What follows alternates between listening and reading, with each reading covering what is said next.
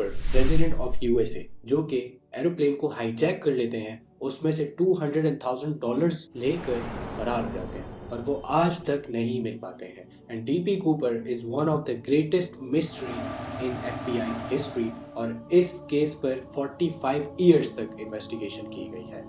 1971, a man calling himself Dan Cooper hijacked and threatened to blow up a Northwest Orient 727 if he didn't receive a $200,000 ransom and safe passage to Mexico. After landing in Seattle, Cooper got his money, released most of his passengers, and the plane took off again. And in a daring getaway, Cooper jumped from the jet thousands of feet over the Pacific Northwest during a raging storm. Despite a massive manhunt, Cooper and the money vanished. After Cooper's exploits, copycat hijackings abounded. It seems impossible now in these post-9/11 days of intensive airport security, but the 70s were something of the heyday of hijackings, with over 15 in the year 1972 alone. The FBI has announced the following identifications for the hijackers. Maybe it was the brashness, the sheer adventurism of the escape that made him the stuff of legend. A man in a suit hijacks a plane and disappears. तो ये बात है Wednesday नवंबर 24, 1971 की। Dan Cooper नामी बंदे ने $20 की one way ticket book की from north west to Seattle और सिएटल से आगे वॉशिंगटन। कूपर की अपीयरेंस बताई गई थी कि ये बंदा अपने मिड 40s में था, जो कि प्रॉपर एक बिजनेस सूट पहना हुआ था विद द एक्सटेंडेड ओवरकोट। ये बंदा अपने साथ एक ब्लैक कलर का ब्रीफ केस और एक पेपर बैग भी कैरी कर रहा था जो कि एम्प्टी था। और कूपर ने स्पेशली अपनी सीट एरोप्लेन के बिल्कुल बैक साइड पर बुक की थी। The seat number was 18E। तो 3 बज चुके थे और जहाज अपना उड़ान पोर्टलैंड से ले चुकी थी। इसी वक्त में कूपर जल्दी से एक नोट लिखते हैं और एयर होस्टेस को बुलाकर उसको दे देते हैं। एयर होस्टेस को एट द मोमेंट ये लगता है कि ये बंदा मे बी फ्लर्ट कर रहा हो, मे बी ये अपना कुछ नंबर इसने लिखा हो या देयर माइट बी समथिंग, क्योंकि उसने अपनी ड्रेसिंग ऐसी की हुई थी कि मतलब किसी बिजनेसमैन से कम नहीं लगे, with proper suit, with proper overcoat और प्रॉपर मतलब डिसेंट होके जो है ना बंदा बैठा हुआ था, फुल सीरियस होके। एयर होस्टेस जिसका नाम फ्लोरेंस था, वो इस नोट को अपने पॉकेट में जल्दी से रख लेती है और आगे की तरफ पढ़ना स्टार्ट हो जाती है, जब कूपर उसे आवाज़ देता है और कहता है you better look at that note, I have a bomb. Cooper उसे कहता है कि बॉम्ब मेरे सूटकेस में पड़ा है और तुम जल्द अज जल्द नेक्स्ट टू माई सीट बैठो, मैंने तुमसे कोई चीज़ डिस्कस करनी है। जैसे ही एयर होस्टेस फ्लोरेंस कूपर के साथ बैठती है, कूपर अपना सूटकेस उठाता है, उसे खोलता है और अंदर बॉम्ब पड़ा होता है विद अ टाइमर और रेड वायर्स जो है वो काफ़ी ज़्यादा शफल होके जो है ना पड़े हुए होते हैं। फिर साथ में कहता है कि तुम्हें मैंने जो भी कहा है ये इस एरोप्लेन के पायलट तक ये बात पहुंचाओ और किसी और एयर होस्टेस को यहाँ पे बिठाओ ताकि मेरी कोऑर्डिनेशन रहे with the pilot of the plane. Air hostess captain के पास जाती है, कैप्टन को मैसेज कन्वे करती है और मीनवाइल टाइम में एयर होस्टेस टीना मकलाओ जो है वो कूपर के साथ बैठ जाती है। और काफ़ी ऑब्वियसली पूरे प्लान में किसी को नहीं पता था कि प्लान हाईजैक हो चुका है। यहाँ पे हम में से एक बंदा है जो कि दिखने में भी सबसे अच्छा लग रहा है, दिखने में सबसे ज़्यादा प्रोफेशनल लग रहा है, उसी के पास जो है ना बॉम्ब पड़ा है जो कि हम सबकी ज़िंदगी को यहाँ पे ख़त्म कर सकता है। तो टीना मकलाओ जो कि एयर होस्टेस थी, जिसको भेजा गया था कि वो कूपर के साथ बैठे और कूपर की जो भी बातें वगैरह हैं उसको आगे कैप्टन तक कन्वे करे। तो कूपर कहते हैं कि 5 बजने तक मुझे $200,000 जो है वो चाहिए और ये $200,000 जो है ये $20 के पैक में होने चाहिए। 2 मुझे फ्रंट पैराशूट चाहिए, 2 मुझे बैक पैराशूट चाहिए और जब हम सिएटल सिटी में लैंड करें तो नीचे ट्रक रेडी होना चाहिए ताकि हमारा एरोप्लेन फ्यूल हो सके और हम वॉशिंगटन के लिए एट द स्पॉट रवाना हो। और कूपर अपने मैसेज को कन्वे करते करते कहता है कि नो फनी स्टफ और I will just do my job. तो before landing to Seattle city, pilot air hostess काफ़ी ज़्यादा परेशान हो चुके थे और उनके पास कोई क्लू नहीं था कि इतना पैसे कहाँ से आएंगे। तो पायलट जो है वो इस एरोप्लेन के प्रेसिडेंट डोनाल्ड नायरॉब से जो है कोऑर्डिनेशन करते हैं और उसे कहते हैं कि हमारा प्लान हाईजैक हो चुका है, बंदे ने प्रॉपर्ली हमें बॉम्ब भी दिखाया है और वो डिमांड कर रहा है कि मुझे $200,000 चाहिए बाय 5 PM। फ्लाइट हालांकि उड़ान ले चुकी थी। बाय 2 PM और वो कह रहा था कि बाय 5 PM मुझे $2 लाख चाहिए। तो डोनाल्ड रायरॉक जो है वो अपने एयरलाइन की रेपुटेशन जो है बचाने के चक्कर में कहते हैं कि जो भी वो हाईजैकर तुम लोग को कह रहा है उसकी बात मानो, और तुम लोग जैसे ही सिएटल सिटी में लैंड करोगे मैंने पैसे वहाँ पे रेडी रखे होंगे। डोनाल्ड रायरॉक जो है वो FBI को भी इन्फॉर्म कर लेती है और स्टेट बैंक से कोऑर्डिनेशन में आ जाती है, और जो भी हमारे पास स्टेट बैंक्स वगैरह होते हैं उनके पास इमरजेंसी टाइम के लिए ऐसे कुछ पैसे रखे हुए होते हैं जिनके सीरियल नंबर्स जो है वो प्रॉपर सीक्वेंस में होते हैं। तो वो पैसे जो है डोनाल्ड रायरॉक जो है अपने बंदे के हवाले कर लेता है और सीएटल के एयरपोर्ट पे जल्द अज जल्द पहुंच जाता है।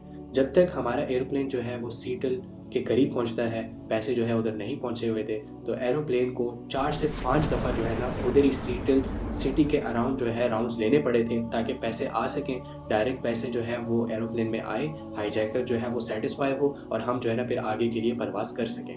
रायरॉक जो है वो अपनी टीम को मैसेज कन्वे करती है कि प्लेन में जो 36 पैसेंजर्स हैं उन्हें जो है आप जल्दी से जल्दी डिप्लॉय करें, उन्हें वहाँ से हटाएं क्योंकि कुछ भी हो सकता है आगे।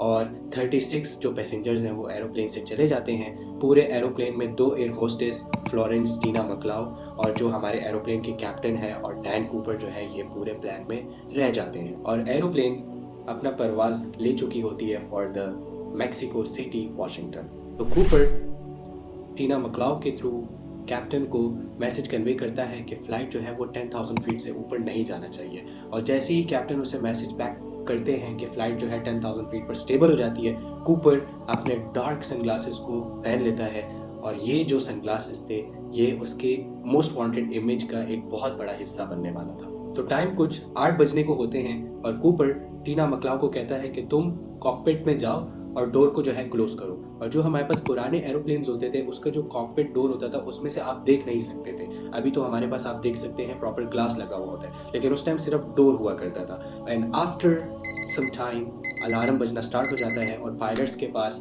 कमांड आता है कि पीछे का स्टेयरकेस डोर जो है वो ओपन हो गया है। अभी के जो हमारे एरोप्लेन्स हैं उसमें बैक स्टेयरकेस डोर नहीं होता, हमारे कुछ मिलिट्री एरोप्लेन्स वगैरह में होते हैं, अभी भी यूज़ होते हैं। जो हमारे कार्गो एरोप्लेन्स होते हैं उनमें बैक साइड पे स्टेयरकेस होता है, लेकिन जो पैसेंजर एरोप्लेन्स हैं उनमें नहीं होते हैं आजकल। तो पुराने वक्तों में पैसेंजर एरोप्लेन्स में भी पीछे जो है वो इमरजेंसी स्टेयरकेस होता था। और जैसे ही अलार्म बज जाता है कूपर जंप आउट करता है from the door of Boeing 727 with 2 parachutes and the money, और ये बंदा अगले 45 ईयर्स तक गायब है। बट कूपर से एक छोटी सी गलती हो जाती है, जो टाई उसने पहनी हुई थी वो during the packing of money वगैरह वो जो है उस टाई को वहाँ पर ही भूल जाता है, और उस टाई के ऊपर से हमें एक छोटा सा DNA सैंपल मिलता है जो कि FBI के लिए काफ़ी काम आसान करने वाली है। तो बाद में जब प्लेन जो है मैक्सिको सिटी में लैंड ऑफ करती है तो FBI को पता चलता है कि कूपर ने जो 4 पैराशूट्स मंगवाए थे उसमें से 2 पैराशूट्स का एक बहुत बड़ा रीज़न था। कूपर ने उन पैराशूट्स को कट करके अपने मनी के जो है बैग के सराउंडिंग में बेसिकली लगाया, और 5 बजे जो है सिएटल सिटी से फ्लाइट रवाना हुई थी और 8 बजे जाके लैंड हुई, और 8 बजे के आसपास ही कूपर ने जंप किया। तो इतना ये जो टाइम स्पैन था इसमें कूपर अपनी एक्टिविटीज़ में लगा हुआ था और उसने प्रॉपर प्लानिंग की थी इस चीज़ के ऊपर। FBI ओवरऑल इस केस को नॉर्जैक का नेम देती है, मीनिंग्स नॉर्थ वेस्ट केस, और टीना मकलाउ को काफ़ी ज़्यादा क्रेडिट दिया जाता है और उसको अंडर इन्वेस्टिगेशन भी रखा जाता है ताकि वो हमें जो है अपीयरेंस के बारे में बताए, कुछ स्केच बना के दे कि ये डैन कूपर जो है ये किस तरीके का लग रहा था, इसकी अपीयरेंस क्या थी, इसने क्या पहना था क्या नहीं पहना था, ताकि जो है इन्वेस्टिगेशन स्टार्ट की जाए और इस बंदे को जल्द से जल्द पकड़ा जाए। और बोइंग 727 एरोप्लेन को भी लॉकअप कर लिया जाता है और काफ़ी ईयर्स तक इसके ऊपर जो है ना इन्वेस्टिगेशंस कर रहे थे FBI वाले, और जो बेसिकली $200,000 जो कि कूपर अपने साथ ले गया था, FBI ने उनके सीरियल नंबर्स को भी पूरे USA में रिलीज आउट किया कि जहां भी इस पैसों की एक्सचेंज हो या कोई डीलिंग हो आपने एट द स्पॉट हमें इन्फॉर्म करना है, and obviously we are going to give some kind of reward to that person who is going to inform us regarding this thing. 1980 में एक यंग बॉय अपनी पिकनिक पार्टी कर रहा था with his family members alongside the river, और उसको एक गंदा सा पेपर बैग मिलता है जो कि कम्प्लीटली रस्टेड और मतलब रोटन सा हुआ होता है, और जब वो उसको खोल के चेक करता है तो उसमें $20 के पैक्स जो है पड़े हुए थे।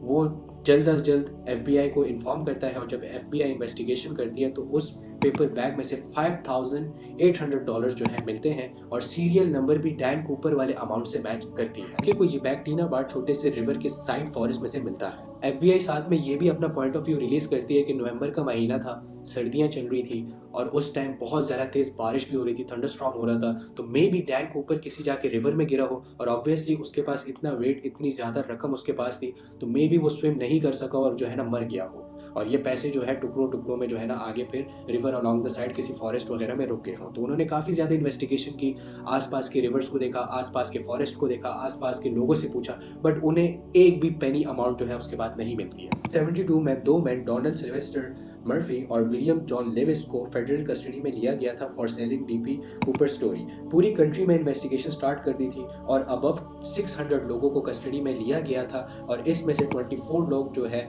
उनको शॉर्टलिस्ट करके सस्पेक्ट किया गया था। अब इस सिचुएशन में एक पैसेंजर के साथ सरासर नाइंसाफ़ी होती है। वो जो है ट्रैवल कर रहा होता है फ्रॉम एयरलाइन और जब चेक किया जाता है कि उसका नाम भी डीपी कूपर है तो उसको एट द स्पॉट FBI वाले अरेस्ट करते हैं और उसे इन्वेस्टिगेशन में लिया जाता है। जब बाद में पता चलता है, थोड़ा सा डेप्थ में जाते हैं, तो जिस बंदे ने प्लान को हाईजैक किया था उसका नाम डैन कूपर था। He was not DP Cooper. Basically उस टाइम जो भी हमारे पास न्यूज़ रिपोर्टर्स आए थे उनमें से किसी एक न्यूज़ रिपोर्टर ने जो है डैन कूपर की जगह डीपी कूपर का मैसेज आगे कन्वे किया, मिस्टेकनली उसने लिखा होगा, जिसकी वजह से पूरे USA में डीपी कूपर के नाम से जो है ना उसको जाना गया था। और इस डीपी जो रियल डीपी कूपर है इसके साथ नाइंसाफ़ी हुई, इसको भी सस्पेक्ट में लिया गया था और इसके ऊपर भी काफ़ी हद तक इन्वेस्टिगेशन की गई थी, but after solving this case उसको जो है रिलीज आउट कर दिया गया था। तो आप सोचें कि एक बंदे की वजह से कितना जो है मेस क्रिएट हुआ थ्रू आउट द USA। और बोइंग 727 के 2 फ्लाइट अटेंडी को सेपरेटली ओवरनाइट इन्वेस्टिगेशन में लिया गया था और उन्होंने कहा कि Cooper was nearly 5 feet 10 inches in his mid-40s with average weight of 50-60 with brown eyes. During the investigation, pilot told कि he chose the route himself. Cooper ने सिर्फ उसको कमांड किया था कि मैक्सिको सिटी पे लैंड करना है तुमने। तो जो 10,000 फीट में उसने एरोप्लेन को रखा था वो पायलट ने अपनी ही विल से रखा था। कूपर ने जो है किसी चीज़ के बारे में ऐसा कमांड नहीं किया था, ये पायलट का कहना था, जो कि FBI को और ज़्यादा कन्फ्यूजन में डाल चुकी थी। हमारे पास 24 सस्पेक्ट्स थे, उनमें से एक सस्पेक्ट के ऊपर काफ़ी ज़्यादा नज़र रखी गई थी और उस पर काफ़ी ज़्यादा टाइम लगाया गया था। His name was Richard Floyd McCoy. In April 1972, after 5 months of Cooper escape, the FBI arrested him for hijacking aeroplane. इसने भी सेम ही तरीके में हाईजैक किया एरोप्लेन को जैसे डैन कूपर ने किया था और इसको जो है ना अरेस्ट किया गया था। उन्हें जो है फील हो रहा था कि मे बी ये कूपर का जो है ना कोई साथी ना हो, क्योंकि जिस तरीके से डैन कूपर ने हरकतें की थी ऐसे ही जो है ना ये भी प्लान को हाईजैक कर रहा था। McCoy also declared that he has a bomb और दोनों ने एंड फ्रेज में लिखा कि no funny stuff और I'll just do the job। यहाँ पे सबसे हैरत की बात यह आती है कि McCoy एक अंडर ग्रेजुएट स्टूडेंट था। He was pursuing his bachelor's degree in university.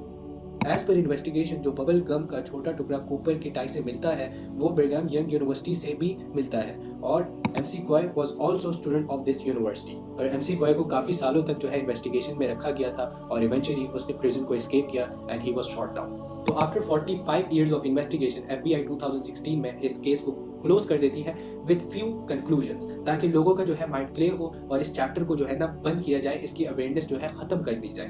तो FBI वाले कहते हैं कि जिस कंडीशन में कूपर ने जंप किया उस टाइम सख्त बारिश चल रही थी। दो ही हमारे पास पॉसिबल वेज होंगे, या तो वो जाके अगर रिवर में गिरा था तो नवंबर का महीना था, रिवर इतना ठंड कि वो ऑब्वियसली उसमें स्विम तक नहीं जो है बेसिकली कर सका होगा और इवेंचुअली उसकी डेथ हो गई होगी। अगर रिवर ना सही, रिवर के साइड जो हमारे पास फॉरेस्ट है, घने फॉरेस्ट है, उसमें बेयर्स और जंगली जानवर होंगे तो ऑब्वियसली उसकी डेथ जो है वहाँ पे कॉज हो गई होगी। क्योंकि 45 ईयर्स तक उन्होंने इन्वेस्टिगेशन की लेकिन डैन कूपर नामी किसी चीज़ का उन्हें कुछ भी आइडिया नहीं हुआ। हालांकि इन रिटर्न कुछ लोगों के साथ जो है ना बेसिकली लाइक सही नहीं हुआ, उनके साथ एक काइंड ऑफ फेयर नहीं हुआ और डीपी कूपर नामे बंदे जो कि फैमिली वाले बंदे थे उनको अरेस्ट किया गया और वो बेचारे भी जो है मसले में पड़े। साथ साथ FBI ने ये कहा कि डैन कूपर जिस सूट में था it was obviously not like suitable for the jump. ठीक है, जंप के लिए वो सूटेबल नहीं था और उन्होंने इस केस को क्लोज किया विद नो कंक्लूजन और डैन कूपर नामे बंदे का आज तक पता नहीं चला और उन $200,000 का भी आज तक नहीं पता चला।